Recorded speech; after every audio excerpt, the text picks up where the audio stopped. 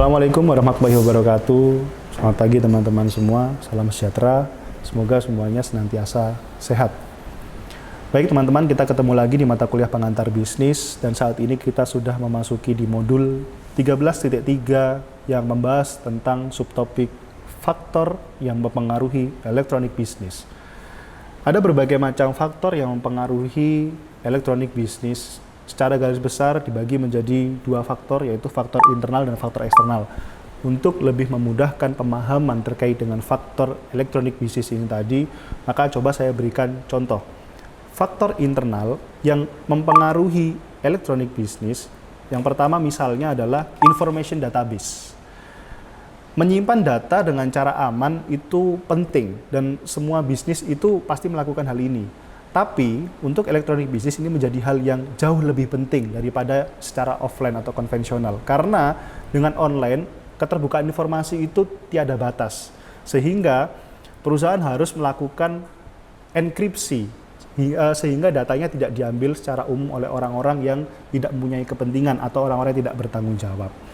Jika perlu, mesin untuk penyimpanan data tadi tidak tersambung ke internet. Dan ini menjadi isu yang penting bagi perusahaan yang sudah jalan elektronik bisnis. Hal ini menghindari adanya informasi penting bocor tadi, diretas, atau mungkin terkena virus, mengingat dalam elektronik bisnis banyak akses yang tidak terbatas. Kemudian faktor internal lainnya misalnya adalah finansial, di mana kondisi keuangan perusahaan juga menjadi hal penting yang menjadi faktor dalam penerapan e-bisnis di dalam perusahaan mereka. Karena diperlukan investasi atau biaya yang mungkin tidak murah untuk membuat sistem perusahaan tersebut agar dapat berjalan dengan baik di elektronik bisnis. Contohnya adalah perusahaan BRI yang membeli satelit dengan harga yang cukup mahal demi menunjang operasional perusahaannya. Kemudian faktor eksternalnya sebagai contoh adalah globalisasi, di mana globalisasi telah membentuk sebuah arena persaingan dunia usaha yang sangat ketat. Karena dengan adanya globalisasi, di sini semua orang sangat mudah tanpa batasan, memperoleh informasi tanpa batasan.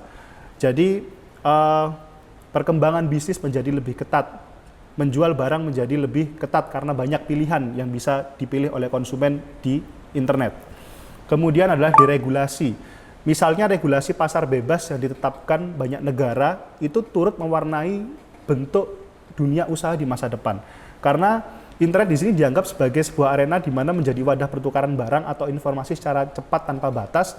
Dan dengan adanya pasar bebas ini tadi menyebabkan tidak ada batasan, semua bisa menjual, semua bisa masuk ke negara ini dan negara ini, sehingga itu menjadi faktor eksternal yang sekarang menjadi pertimbangan perusahaan untuk menggunakan elektronik bisnis.